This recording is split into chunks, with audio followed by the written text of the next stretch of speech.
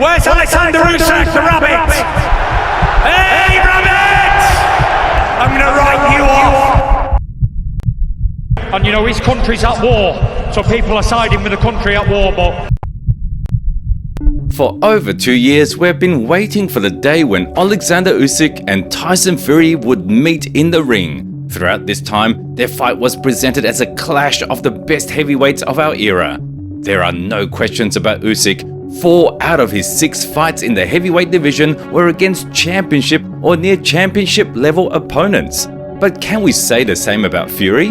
In recent years, the Gypsy King hasn't fought any truly top-level boxers and was almost knocked out by an MMA fighter not long ago. Were all the stories about the greatness of the Briton just empty words? And on May the 18th in Riyadh, was there only one elite heavyweight in the ring? Friends, in today's video, you'll find out why Tyson Fury is the biggest bubble and the greatest disgrace in boxing history. Don't forget about the likes and subscribe to the channel, and let's get started. Gypsy fraud, fake boxer, disgraceful champion. These were the headlines all over the internet after Fury's fight with Ngannou. Just think about it. The reigning world champion was knocked down and barely won on points against a guy having his first professional. No wonder that after such a performance, Tyson faced a wave of hate from loyal fans. But if you look closer at the career of the cunning Briton, it becomes clear that he has never been the best representative of the sport. Let's go back almost 10 years to 2015. A young and not spoiled by money Tyson Fury had a record of 24-0 and for the first time in his career got a title shot. His opponent was the aging but still very strong Wladimir Klitschko, who at that point hadn't lost in 11 years and held belts from 3 major organizations. Before the fight, Tyson, as usual, was cocky, talked a lot and attracted all kinds of attention. It isn't business. I have nothing personal. No, it's very personal for me, Vlad. It's a personal mission for me to rid boxing of a boring person like you. However, when it came down to business, he faltered. Yes, the Briton won that fight, but it was incredibly dull and unimpressive, and he also deliberately broke the rules, such as hitting Wladimir with his head. After that, Fury spent several minutes talking about how cool a champion Klitschko was and how much he wanted to be like him. This man's been on top for so long. He's reigned as the champion of the world for the longest. Now Floyd has gone, Wladimir Klitschko took his place.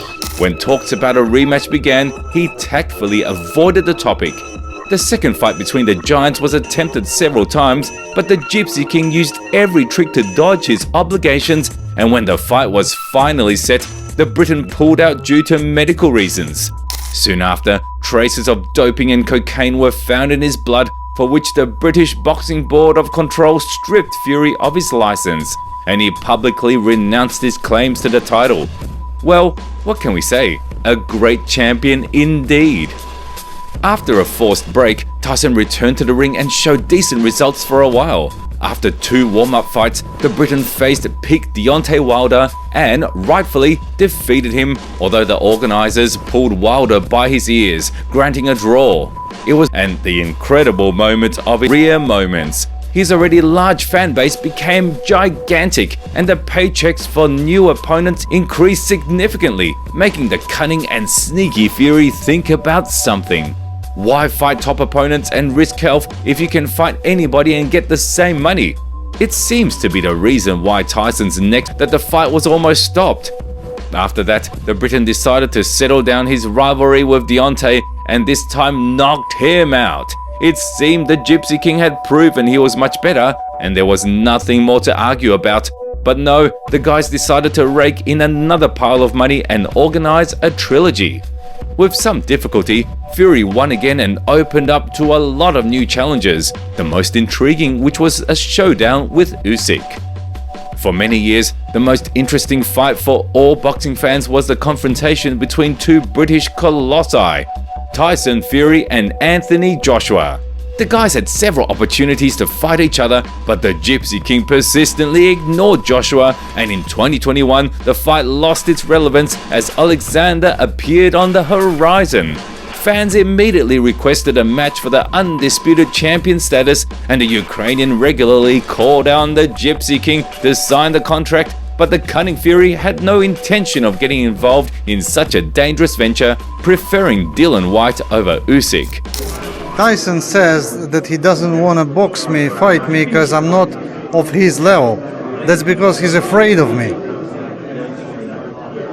He wants 500 million. Він хоче 500 мільйонів.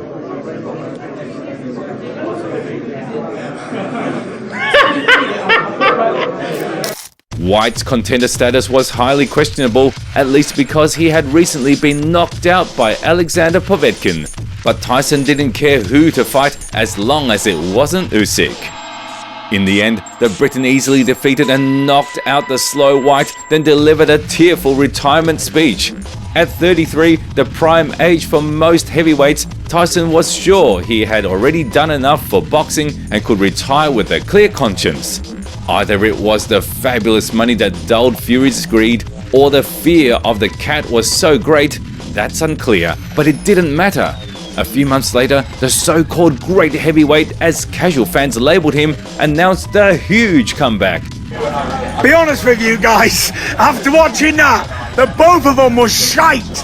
Naturally, the most logical matchup should have been a fight against Alexander, who had already had a rematch with Joshua. But have scammers ever followed logic?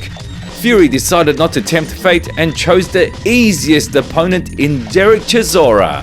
Not only was the veteran 2-3 in his last 5 outings, but he had also lost to Tyson twice before, but the great trickster didn't care.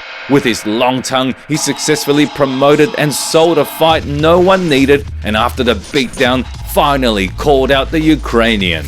Where's Alexander Usyk, the rabbit? Me and you saw connect! Me and you! What? Did Tyson grow a pair during his retirement and was not afraid of fighting a truly strong heavyweight? Yeah, keep dreaming. Instead of simply accepting the already good conditions, Fury came up with a list of demands that any other boxer would have immediately refused. Usyk, you and your team are worth 30%. You either take it or you leave it. And if you don't want it, go and fight Daniel Dubois at the Copper Box and get a few $1 million. If you want to make some real money, come and fight the Gypsy King. But I will say, for every day from today that you linger, mess around, I'm going to deduct 1% from the 30%. But Usyk went along with the madman. Alexander even agreed to a 70-30 split of the fees in favor of his opponent, just so he'd get in the ring. But in return, he requested a rematch clause. Tyson resisted for a long time and eventually found a way to force Usyk to refuse, then blamed him for cowardice. I think if the Gypsy King went to Wall Street, he'd earn no less than in boxing, because such bold and deceptive people never go to waste. After the unification question was temporarily put on hold, Usyk had to defend his titles against mandatory contender Daniel Dubois, while Fury began searching for new money fights. Considering the appetites of the greedy fat man, as Alexander aptly called him, finding an opponent for Tyson wasn't easy, but the issue resolved on its own. In recent years, the Saudi Arabian government has invested a lot of money in sports development, and boxing was one of the niches. Realizing that such a media figure as Fury didn't have a fight, and the marquee Tyson Fury versus anyone would attract a lot of attention at the opening of the Riot Festival, the Saudis moved quickly and offered the Gypsy King a match against Francis Ngannou. From a business perspective, the deal was perfect.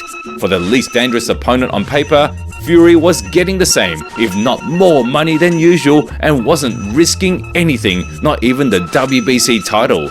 Of course, from a sports perspective, it was complete madness and disrespect to boxing. But did our British Mr. Krabs care about morals?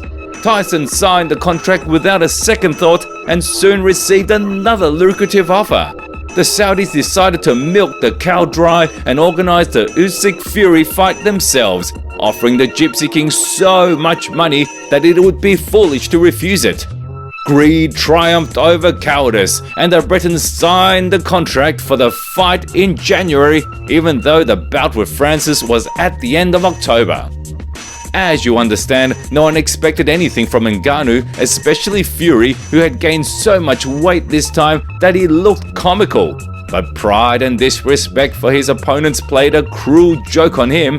The Cameroonian predator not only didn't fall in the first round, hard left hook.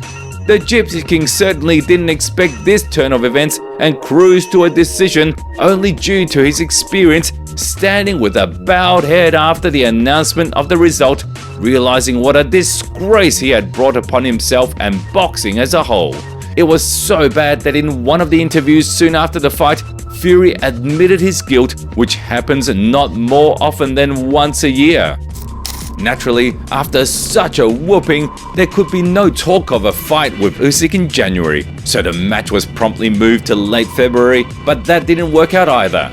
Shortly before the fight, Fury posted a photo with a huge cut above his right eye, meaning only one thing: the fight would be postponed again. The new date was set for May the 18th, and fans wanted to believe that the Gypsy King wouldn't pull off more tricks and everything would go as planned. Fortunately, Tyson had no new reasons to bail out, and he had to prepare while simultaneously trash-talking his opponents at press conferences. But what happened when these guys finally got in the ring? I'll tell you. Alexander Usyk took Tyson Fury to boxing school. Yes, the Ukrainian had difficulties in the middle of the fight. At some point, it even seemed that the Gypsy fraud might crush him with his size and reach advantage, but Usyk showed his lion heart and despite the pain, pushed forward. And what did Fury do? Instead of sticking to the game plan, he decided to showboat, put his hands behind his back and parade as the greatest, which led to his total collapse. The 9th round clearly showed us what Tyson Fury is really all about and how much worse he is than the incredible Alexander Usyk. Being 2 years older, 40 pounds lighter and 6 inches shorter, he turned out to be 100 times stronger as a boxer and as a person. Nothing but respect for the true living legend. After the final bell began the agonizing wait for the results. Most understood that Usyk had won the fight without question, but the organizers could have rigged things up and awarded Tyson a close decision victory. What a relief it didn't happen. By a split decision, the victory went to the one who deserved it the most, becoming the first undisputed champion of the heavyweight division in the 4-belt era, the incomparable Alexander Usyk. Of course, Fury didn't accept his defeat and said so as soon as he got the microphone. And you know, his country's at war, so people are siding with the country at war, but make no mistake, I won that fight in my opinion. But what else could we expect? Even if Tyson realizes he lost, he will never admit it and will cling to the rematch like his life depends on it. It's funny that now it's the Briton who is interested in a second fight and would do everything to look better in it than last time. Well, we can only wait and see if Tyson still has it as a boxer or if money has replaced boxing for him a long time ago. And what do you think about Tyson Fury? Do you consider him a disgrace to boxing or not? Be sure to share your opinion in the comments below.